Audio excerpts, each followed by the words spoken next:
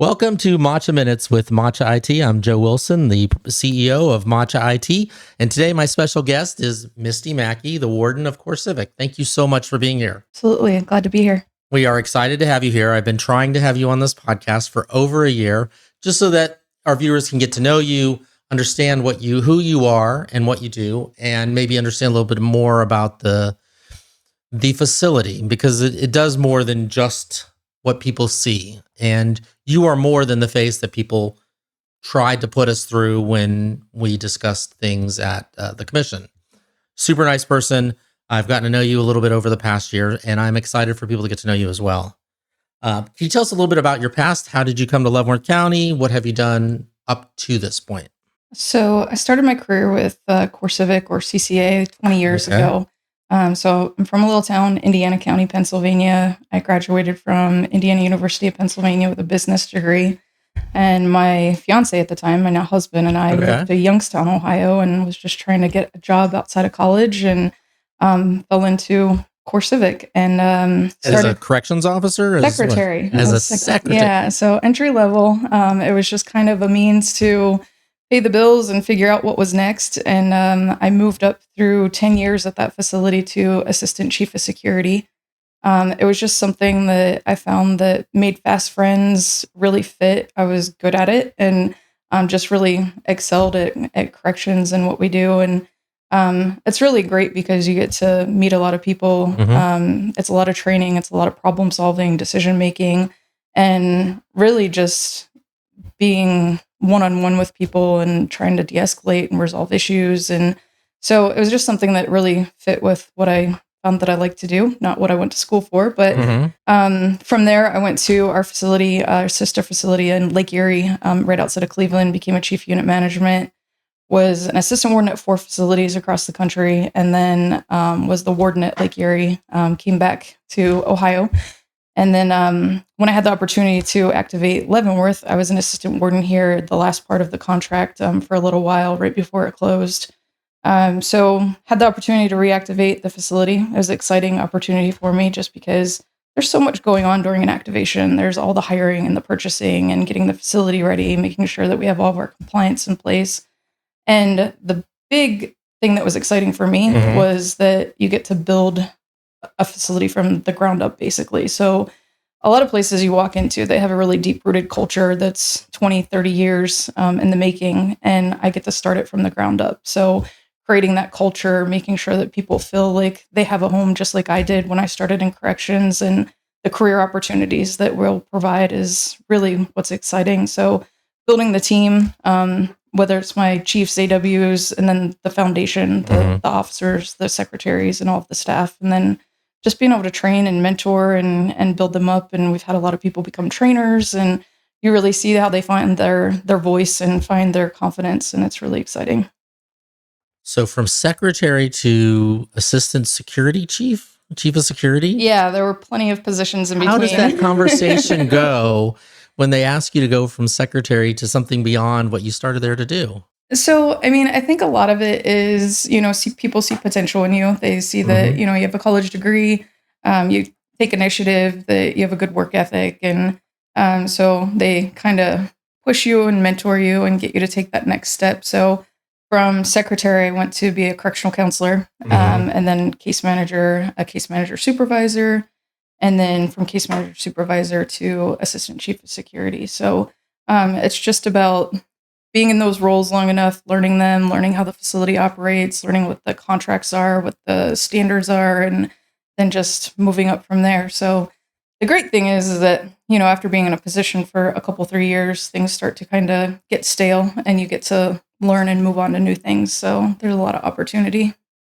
So you say you were at the facility towards the end of right before they closed it, and then you came back to reactivate it. There's been a lot of discussion about what happened at the early facility. How much of that did you see, or did you see anything? And so the contract was with the U.S. Marshal Service. It was for 30 years. So I came in right at the tail end of the 2021 closing. As assistant warden? As an assistant warden, okay. Yeah. So, there's things that I saw. There are things that I've heard. There's, staff that I've talked to that have been there for 20 plus years of what happened? What were the challenges and how did we get to where we are kind of thing. And, I think some of it had to do with some leadership that might have been there. There was quite a turnover in leadership towards the end, and then compounded by the pandemic and then knowing that the contract wasn't being renewed. So it just kind of compiled with staffing issues is really what ultimately was the main issue. I'm sure there was many challenges when you came back. What was the first thing that was kind of on your radar to start doing so that things kind of turned out differently? Yeah, I mean, I think the first priority was obviously hiring, staffing, and the community, and trying to make sure that we were building community relationships. And I know there was ground that we needed to make up, and that we still have ground that we need to make up. And there's people out there that are just kind of sitting back and waiting to see how this all happens. And the big question is what's different from what happened the last time. And I guess I would say that we have to earn the community's trust back, and that's what we've really focused on is opening those lines of communication. I know with you and the city commission and the mayor, building our community relations group, getting our volunteers approved to come in. Transparency, I think, is the best way to do that. You can talk all that you want and tell people no, but until they see it for themselves. So just having those avenues of people to be able to come in and see the place and how we're operating is important. So really just getting those relationships in place and kind of proving everybody wrong is really a priority. The clientele you have this time are immigrants. There's been a lot of backlash towards that just with the current administration and their handling of immigration policy, which is tough. Being a second generation immigrant, I see the bigger picture. I see what people are upset about. You guys have a job to do, and you're maintaining and maintaining these people until they're adjudicated or in some fashion. And they're only here for 59 days or 51 days. Average length of stay is 51 days. It really just depends on where they're at in the process when they get to our facility, if they're starting at day one or if they've already started the process when they come to us. But you said that you have volunteers that come in. I know that when we toured, we saw the chapel. It had things in there for every religion. You talked about people coming in to teach yoga and other things. Have you gotten a lot of volunteers? We have. And I mean, thank you for the handshake that you made with the Carceral Accountability Committee, because they've been helpful. I know Ashley works for the Sisters of Charity, and she's helped us get the applications to the sisters. We've also had some, I think, a Presbyterian minister. We've had just some local community members that want to run some arts and crafts and things like that. Mm-hmm. So we're in the process right now. We just got a bunch of backgrounds back that were cleared to come in, and we'll be having our first volunteer training here shortly. So we just have to select a day and then figure out when people can come in and do their volunteer training so we can get some of those things up and going. I think that's really exciting. And I think the ability for people to come in and see what's going on is going to help that transparency. When you tell people the type of clientele you had with CCA versus the type of clientele you have now, how is that different? And so before we had pre-trial, pre-sentence inmates in our care from the U.S. Marshal Service. And these were bad people. They've committed crimes. So depending on the variation of crimes, though. We did. So they were either pending trial or pending sentencing before they went to the Bureau of Prisons to be housed for their federal crimes that they committed. So definitely a more challenging population than what we have now. A lot of our detainees right now, some of them are just being held administratively to go through the immigration process. Some of them have committed crimes and are now being held for immigration. So we kind of have a dual population where we receive some of the detainees from the Bureau of Prisons that have done time with the Bureau of Prisons for a crime, and now they're going through deportation process. And then we have some folks that are just here on some minor violations or administrative so they're they're kind of two different types of population, but still being processed through immigration.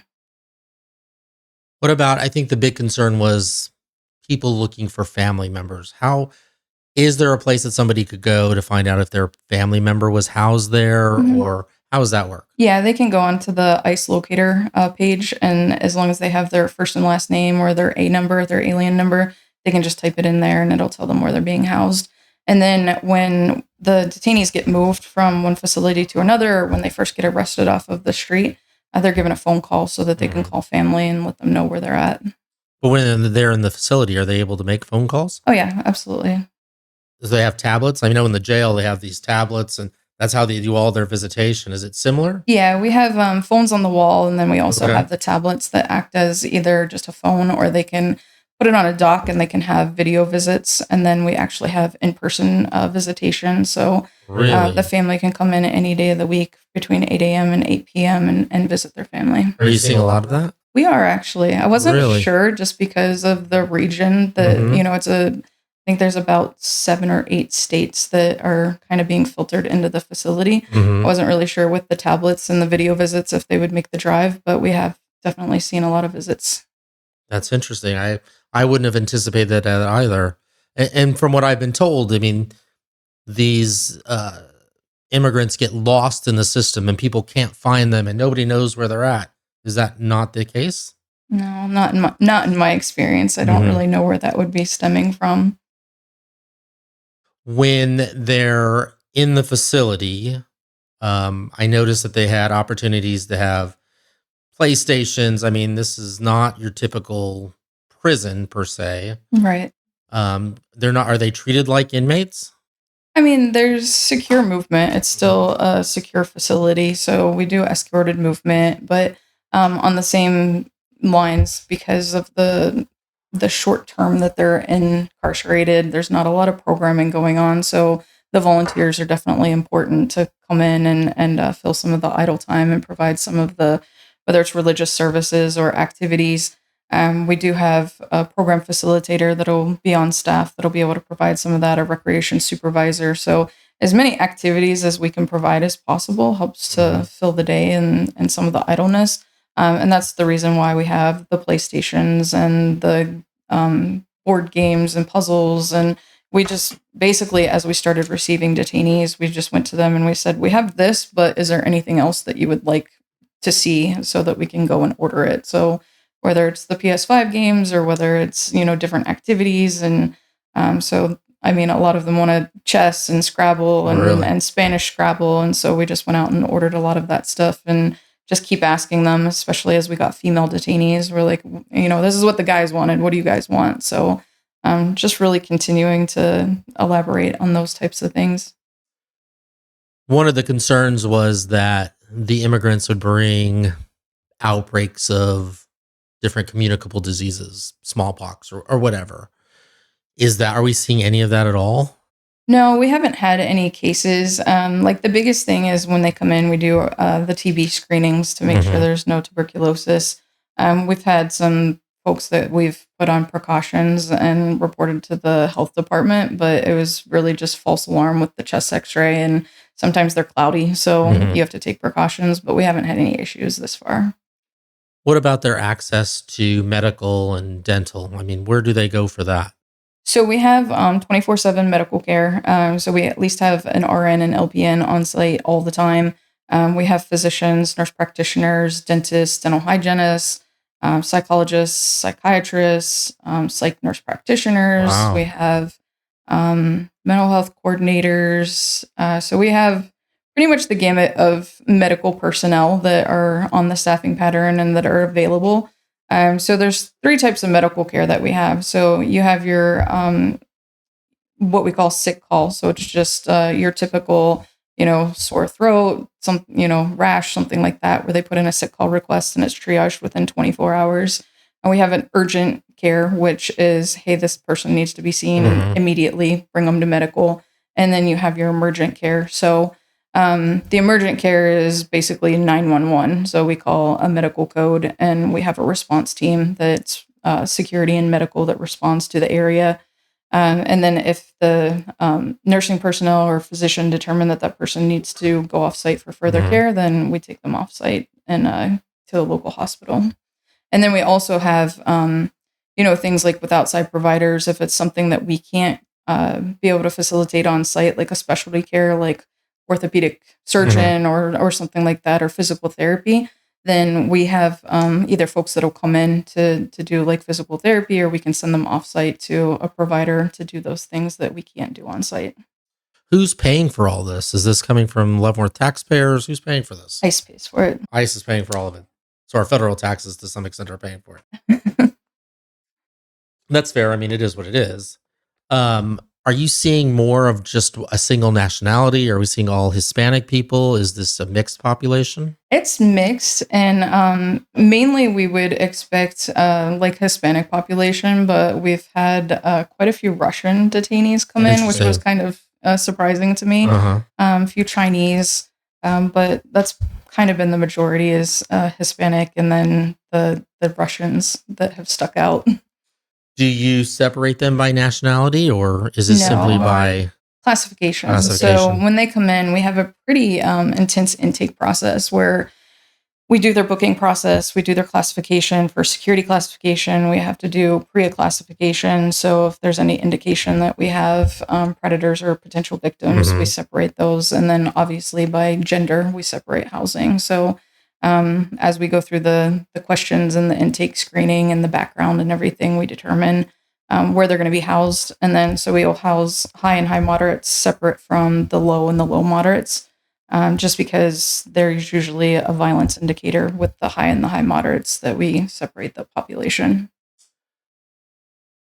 One of the issues in the past, and I hate to bring this up, but I think people want to know why things are different today, or what's going to be different today. And when I talk to people, I say things are going to be different today because of Misty Mackey. I think that you are a genuine person.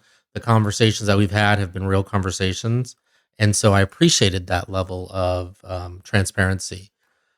One of the big concerns in the past, though, was law enforcement gaining access. How can we ensure, or have you had any incidents, and how can we ensure that they always have the ability to gain access? Yeah, so we haven't had any incidents, but Chief Kitchens and I have a relationship, and we've met several times. We actually hosted a meet and greet luncheon at the facility so that our management team, our captains, lieutenants, our chiefs, AWs, and everybody could meet their team. So he brought in, I think, about 15 people, and we just kind of sat down and said, what are the expectations for X, Y, and Z for this type of incident, this type of incident. We went over the process to gain access to the facility and, what they have to do to come in. And so everybody has a clear understanding for consistency purposes. So, I think there was an issue before with the U.S. Marshal Service of jurisdiction as far as FBI and local PD, and there was a turnover with leadership. And so when you were turning over leadership, it was folks coming in new and just really not knowing what they didn't know. And that's not an excuse by any means, but I can assure you that my team all knows that Leavenworth PD is the jurisdiction. So that has definitely been established, and I don't see any issues with that at all. And Misty Mackey is going to be here for a while? I am, yeah. Okay. I've moved around quite a bit as I rolled down the resume of, chief unit management at this place, AW at 4 different places. Moving is not the most fun thing to do. And my husband and I, honestly, when we had the opportunity to go to a few different places to activate facilities, I was like, I raised my hand to come to Kansas because I like the area.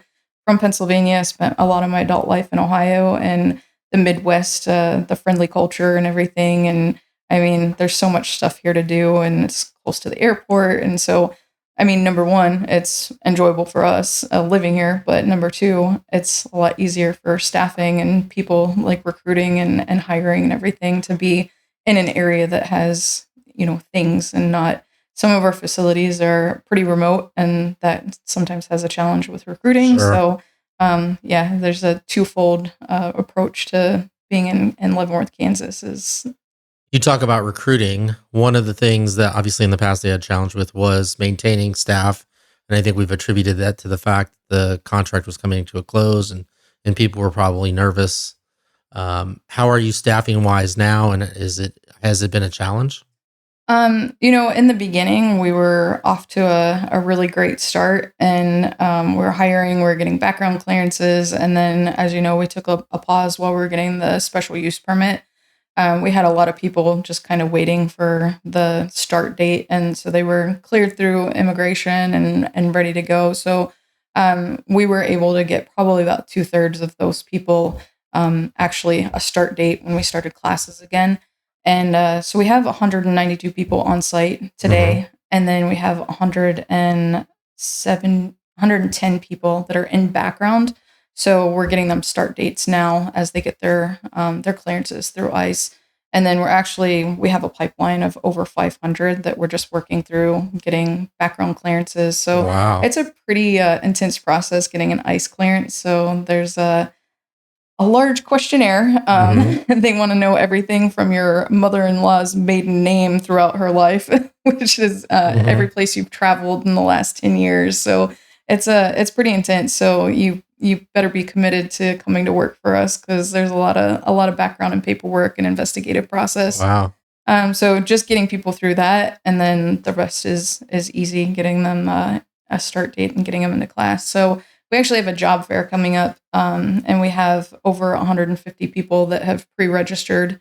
Wow. With 100, or I'm sorry, I think 65 people that have already applied. So now it's just going to be getting them to submit their background clearances to get through the ICE process. So we have a very healthy pipeline. It's just a lengthy process to get the clearances.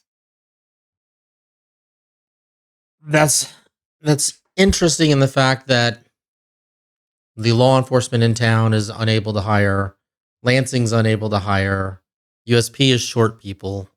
How come CCA, or I'm sorry, CoreCivic, excuse me, isn't having that problem? I mean, I think the base wage that we start out at is 28.25 an hour. Plus, we have health benefits. We have a Mm-hmm. 401k match that we offer. So it's a very competitive wage for the area. And I think that a lot of people. We had some people return to the facility that were people that never really left the facility that were out on Mm-hmm. temporary duty that have come back, and they see what the facility is, they see the culture, they see what we're doing. So I mean, word spreads by mouth of the people that are working there as well. So there's it's just a I mean, in my opinion, it's a good opportunity. I had no intention when I became a secretary that I was going to have this great career in corrections and be a warden one day, but when you have the opportunities to promote and the opportunities to travel and to see other parts of the country, to me, it's hard to walk away from something like that. I spent a year early in my career in corrections before I went into law enforcement. I did not enjoy it, and I couldn't get out of it fast enough. It takes a special person to work in corrections. It's not always the inmates that are the problem. And so, yeah, I worked a year at LCF, and I didn't enjoy it. And the first opportunity I had to to go to the sheriff's office, I bolted. I think it was the only job I've ever been told you take too much sick days and too much leave because I carried zero because every chance I had to have a day off, I took it. And as a young 21-year-old kid, it was kind of hard to hear because I've always saw myself as a hard worker, but working with other people, there's this perception that if you're in corrections, it's because you couldn't make it in law enforcement. And that's not always true, but there are those people who couldn't cut it in law enforcement. They go to corrections and they carry that attitude with them. And that was the struggle that I had early on. You seem to have a pretty good mix of people over there. Um, Training wise, what do you guys really focus on? So we have a 5.5 week training academy, and there's a huge things that we touch on, a variation. So we have communication de-escalation, we have defensive tactics, we have mental health and trauma care, we have suicide prevention. It's manipulation. Like there's so many things that we touch on. I think the thing that I'm most proud of about what we've done as a company, and attribute it to our director over training for the company, is we're not like death by PowerPoint where you're just sitting in a classroom. So we do a lot of reality-based training. So as adult learners, I think it's important we show you what we want you to do, what the policy is, how we want you to do it. And then we go into like an empty housing unit and have role players and actually go through where it's sort of high pressure, where you're going through it and with your classmates and just how are you going to react in this situation. And it gives you a lot more confidence, I think, going into your on-the-job training where you're actually holding keys and a radio and going into a housing unit and having detainees ask you questions and you're a little nervous at first. Your confidence isn't quite there yet. So we've seen that it has really built confidence in how do I handle these situations doing the reality-based training. One of the issues that I heard in the past is that from a security standpoint, doors appeared locked that weren't locked, or they showed locked and they weren't locked. And so people could get in and out. Inmates at the time could get in and out. Did you guys clean that up? And did you find issues? Yeah, so a lot of it is, personnel and performance-based things that we needed to address. So there's things in place as far as like we have what we call DPS switches on the doors that show if a door is locked or not. So in central control, every time we do a count, the supervisor's up there making sure all the DPS switches are showing secure. If one's not, then we call the correctional officer over, detention officer over to check the lock. So we teach everybody in the reality-based training how to do lock checks and how to make sure that it's functioning appropriately. And in some cases, it might just be the DPS switch needs replaced, and we do a maintenance request and have them replace it. And other, things, there might be something that jammed the lock or that it stopped functioning the appropriate way. And then obviously we need to take that cell offline until maintenance can fix it, or the locksmith can come down and clear the lock or do what they need to do. So definitely it's an every day, every count, every shift thing that we make sure we keep an eye on so that we don't have those problems again. You do a count every shift? We do 7 counts every 24 hours. So there's 3 on first and 4 on second. Wow. Yeah, it's kind of rough. That's getting intense. All the recreation and the food service and the medical and everything. There's all this stuff going on in between the counts. So we do a lot of satellite things. So we're moving people to make sure they're getting to all their assigned appointments and everything in between all the counts. They have to be locked down for counts? Yeah. So roughly about 30 minutes. So we'll do a prep for count, everybody to their cells, lock down, get a good head count, and then let everybody back out to the day rooms. Have you had any physical incidents in the facility since you've been back online? We haven't. We had almost a physical incident, just an argument that I think almost came to physical, but the officer was there to be able to stop it. But there was some accountability and incident reports that we had to be able to handle through our internal disciplinary process. And so we were able to separate, reclassify, and do what we needed to do with our internal processes. How does it work if somebody gets disciplined so many times? How does that classification move up and down? So there's a point system, and based on the different categories, they get more points, or if they're programming and doing well, their point system goes down. So we do a classification every 90 days. So when they first come in, we look at their record and what they have. We do their initial classification, and then 90 days later, we'll do another one. Or after a major disciplinary report, we'll reclass them after that as well to make sure that they're still in the appropriate housing, or if we need to move them. Recently, I was told that CoreCivic is the #1 property tax paying entity in Leavenworth County, somewhere close to $1 million. Is that right? It sounds about right. That's what I've heard as well, but that's the accounting folks up above me. That's outside of my pay grade. Also, I've heard that you guys pay almost $160,000 a month in water. I should honestly know that right now, but I would have to talk to my business manager and take a look at the water department. Yeah, I'd have to take a look at our usage. I usually look at our variable expenses versus our fixed expenses. So the things that I have control over, but water, electric, things like that, that's what we're going to pay regardless. So, but yeah, I'll have to ask them when I get back to the facility. When I was talking to some of the water board, I guess the water department has to do some upgrades here because of the water intake from the river there's been some changes, and instead of having to raise rates significantly because CoreCivic pays so much every month in water, that the average taxpayer in Leavenworth County or in the city of Leavenworth isn't going to have to absorb much of an increase because you guys are online. And I've got that from the water department. So I'm hoping to have on here to talk more about that at some point as well. Yeah, that's really good. So there are some benefits for people's pocketbooks there. What are some of the issues as you try to get involved with the local community that you've experienced? I think early on there was kind of like, we wanted to open the door and give some donations and say, hey, we're here to help. I have 320 staff members. I have, labor. If, you guys have projects you want us to do, we'd love to volunteer. How can we help kind of thing? And there was I think kind of a standoffish, like, we'll take your money, but we don't like you.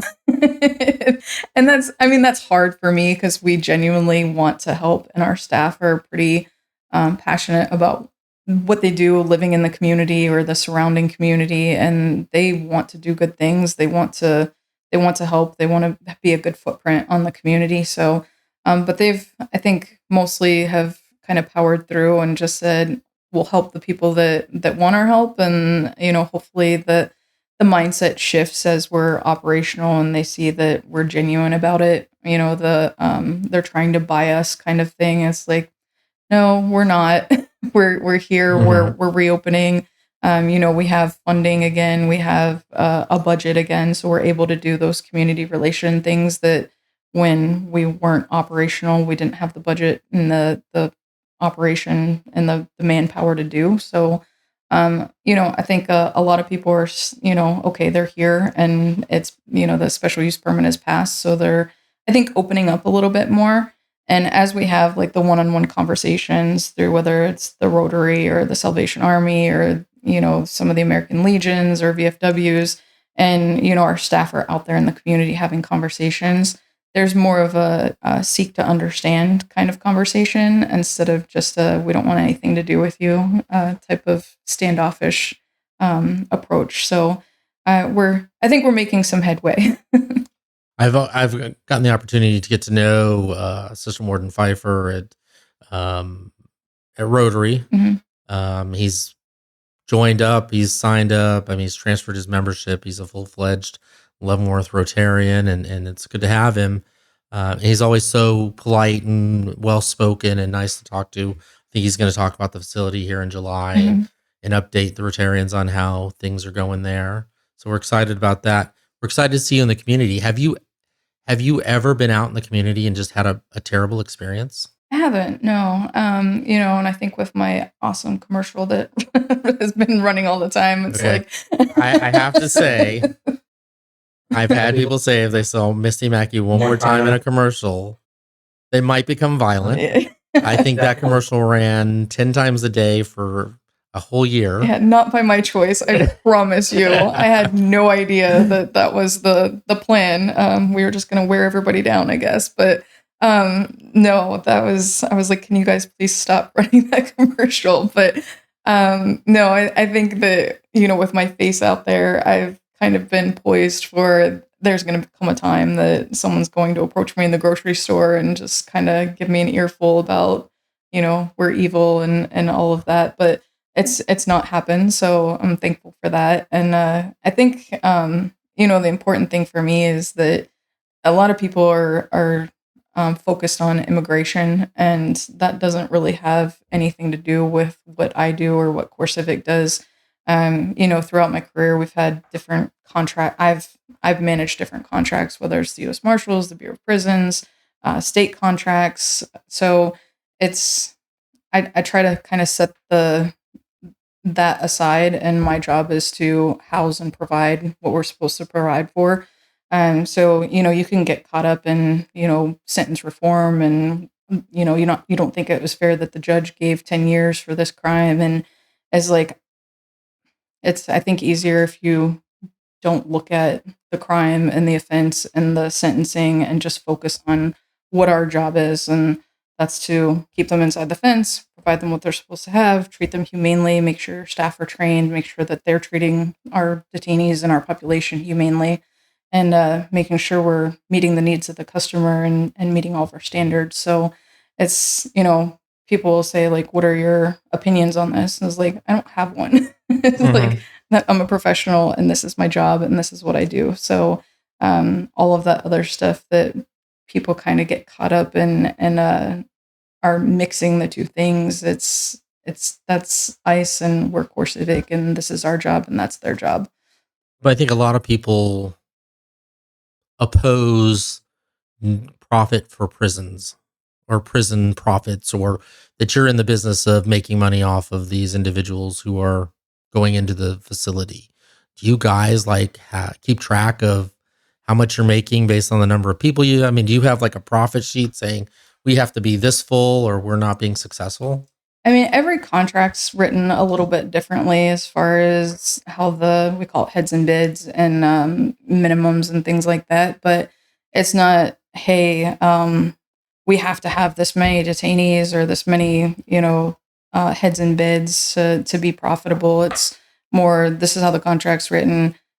We have to either figure out how to manage our expenses. But the thing about the humane treatment and for profit, those two things are not, I guess, mutually exclusive.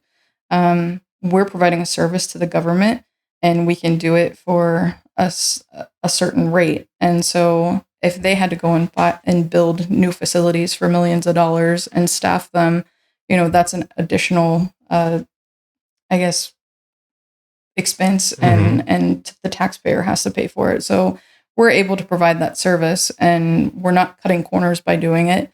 And actually it's incentivizes us doing a good job because they can go somewhere else if they want to. I mean, they can go and bid on other companies, other contracts, or take their business elsewhere. So if we're not meeting standards, if we're not meeting their expectations, if we're not, providing a good service and doing what we're supposed to be doing at a reasonable cost, then they'll go somewhere else. So it's incentivized for us to do a good job and meet all the expectations and meet all the NDS standards and do well on our audits, or they can say, we're going to go find someone who will.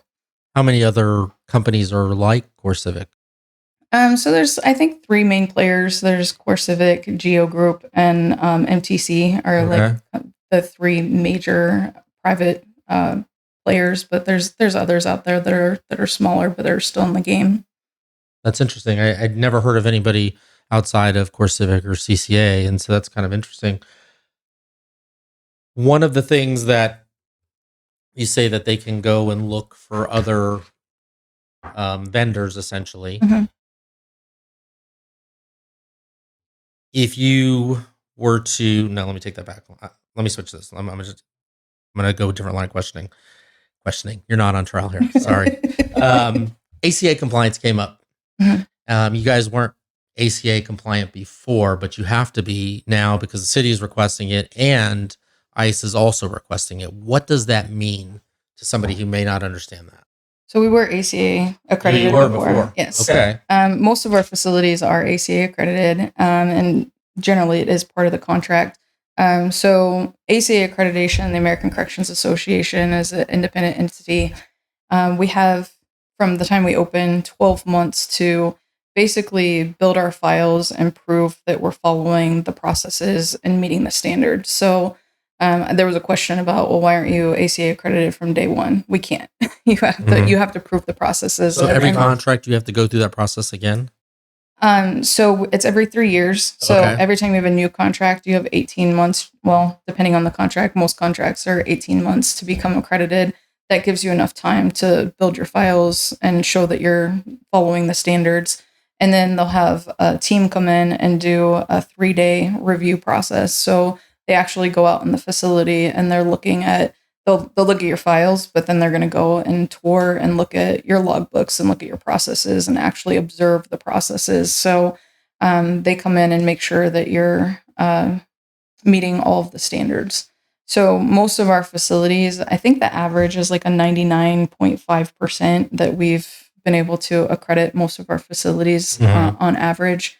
Some of the things that there's mandatory and non-mandatory standards, and some of the non-mandatory maybe like physical plant type of things that we won't meet the standard ever just because of the way the physical plant was built or something like that. So those are generally the ones that we may miss.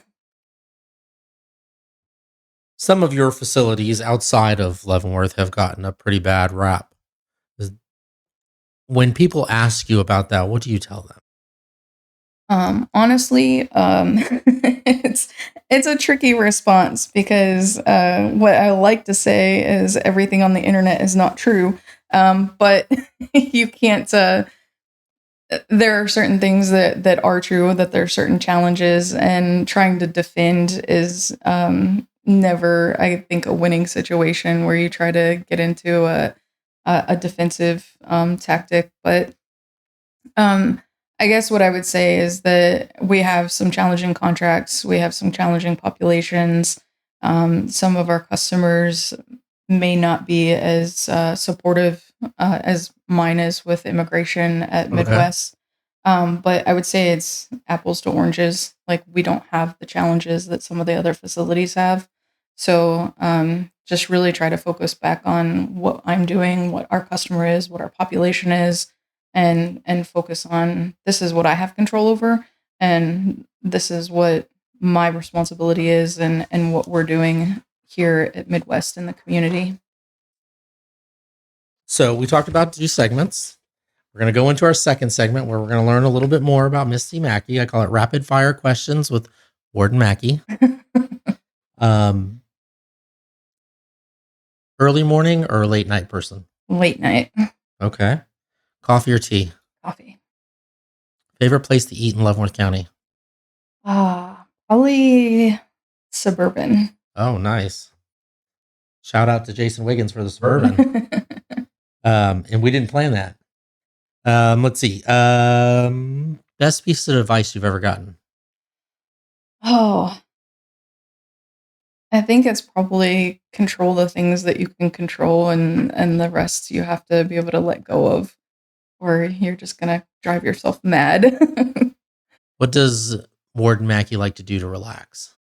My husband and I both have Harleys. So, oh, wow. Yeah. That's unexpected. Jumping on the Harley and just having some wind therapy is always relaxing, kind of clears the mind.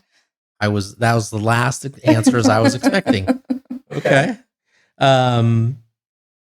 Last movie you binged, or last series you binged, last movie you watched? Oh my.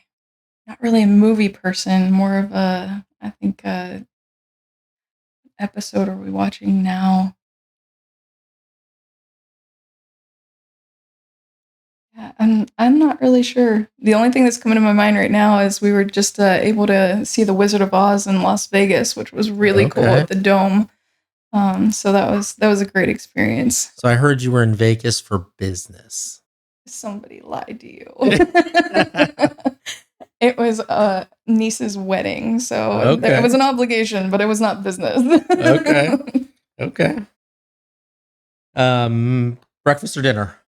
Dinner. Okay. Favorite meal? Oh, geez. Lasagna. Okay. Favorite restaurant outside of Leavenworth County? Oh, geez. So it is a Luigi's, but it's not Luigi's in Leavenworth. It's a place where I grew up in Indiana County in Clymer, Pennsylvania, and it has my favorite dish is chicken Maria, and it's some chicken with some prosciutto ham and Alfredo. Okay. Very carb friendly, very calorie friendly. How has your husband handled all this adversity for you? He's been a sport through my entire career. He's been very supportive. He's a military guy, so he's kind of used to up and moving around, and so with all the moves, he grumbles, but he's the guy that's on the other end, making sure we're getting things finished on that end while I'm on this end, making sure we're finding a house and a place to stay. And he's from the time I was in college, will support your career and what you want to do and where you want to go. So the adversity, I mean, I think just kind of taking it all in stride, and we'll get through it and get out the other side, and don't take it personal. It's you're just the face of kind of thing. Yeah, that's good advice. That's all I have for today. I am honored to have you on here. I know it's been tough. I think you're an incredible person, and I appreciate the fact that I've gotten to know you. I hope the public gets to see the person that I see. I know I've taken a lot of hits for my support, but I think that while I don't agree with our current administration's stand on immigration, if these individuals have to be detained, that they're in Leavenworth, Kansas, where somebody can ensure that you guys are being transparent, but also where I believe that you're being transparent and making sure that people are taken care of. So thank you very much for that. I hope the public gets to see that side of it. I hope this oversight group helps people gain some insight to the fact that you guys actually do care. And so I just appreciate you being on the show. Is there anything you want to tell the public before we end our show today? No, I mean, I really appreciate your support, getting to know the city commissioners, the mayor, the city manager. I know this hasn't been an easy process, and I really just hope to build rapport with the community, and moving forward with the committee. And thank you for the uh, the introduction with Ashley and Justin with the CAC. They don't hesitate to pick up the phone and call or text me. And so I appreciate that people are asking questions and not just jumping to conclusions. And I'll answer any questions that people have. And I will be as transparent as I can be. There are certain things that for the protection of the detainees' rights, I won't be able to answer, Sure. especially if they get into like medical questions and Yeah. things like that. So just understand that it's not me trying to hide anything, because honestly, I don't have anything to hide. I'm very proud of our staff. I'm very proud of the professionalism. They're genuine, and they really want to do a good job. And so I think one of the coolest things is that, the visitors that come in, and you get to talk to people's moms and people's wives and stuff. And, the one day they said, just volunteered that, their son said, "Hey, she said, I don't know why we have these protests out here. It just makes us feel more uncomfortable, and it just adds stress to what we're going through." And my chief said, "Well, we don't really have any control over that, and I'm sorry." And she said her son's told her that we're taking good care of him. And so those types of comments that, get back to our staff, like what you're doing and how you act and how you treat people, and the humane treatment, those are the things that are important. The feedback through the detainees, the grievance process, like, if we have low grievances and we have low complaints from the population and the families, and, we have an open, transparent relationship with our community relations committee, those are the things that I think, time will tell when people say what's going to be different, and how are we going to know? Like, you'll know. You'll know through the community and through the families and through the volunteers and everything, that how things are going. I spent a lot of time getting to know the CAC and Ashley and Justin in particular, and we were not on the same side, obviously, but they understood the choices that the city had. Mm-hmm. And I think everybody has this misconception that the city was worried they were going to run out of money for the court case. And I think what people don't understand is the potential of taking the property from someone, anybody. We take somebody's home because we're condemning it, or right of way, or whatever you want to say. There's a cost to that. And so the city would have had to absorb a large cost if we didn't find some type of way to move forward, some type of path to move forward. If this had been a new build, I'm not sure the outcome is the same, if we're being completely honest. That may be a different conversation. But I think because the facility had been there for 30 years, because it was a land use issue, I think the outcome was the best outcome that we could get for this situation. And it's a terrible situation everybody had to go through. I saw how uncomfortable you and your team was during a lot of those council meetings or commission meetings. And I felt bad. But everybody has, I don't think it comes from a bad place when it's about concern for other people. Right. And I think the current administration, and once again, my politics is I'm very independent, has not put a lot of us in good situations. And so from that standpoint, it was disappointing. One of the things that I had heard, and I know we said we were getting towards the end here, but I wanted to ask you this and I had forgotten, was that CoreCivic had talked about opening even before Trump took office, that towards the end of the Biden administration, there was talk about reactivating this site. Is that true? I don't know. I really don't know the whole backstory and how it all evolved. I know that with the presidential order to not have contracts with the U.S. Marshal Service with private prisons, that there wasn't really a path forward for us to reopen through the Marshal Service. But not all your facilities closed. They didn't. There was, I think there were some folks that absorbed some of the contracts, like through the community, the county, or the city. So they were able to stay open under the Marshal Service. And I think that was a way that we're trying to, maintain our contract, and our renewal was through the city or the county, and that just didn't come to fruition. Well, I appreciate your honesty and transparency. I appreciate you being on the show. I know it's been a long time coming, and I look forward to the things that you're going to do to our community or for our community. That's our show for this week. If you like our content, if you're interested in what we do and you want to keep it coming, please like and subscribe. We put this out so that people in our community know what's going on, so they can get to know some of the people that are impacting our community. I try not to take sides when we do these podcasts, because I want people to decide for themselves. I don't want to push my opinion on anyone, and so I don't ever endorse anybody. I try to have people from both sides on, people that will come on. Some people don't like to come on, but I want to make sure that you as the viewers are empowered to make good decisions and hear from the people that are doing things in our community, good, positive, and are running for office. So thank you. That was your show for this week.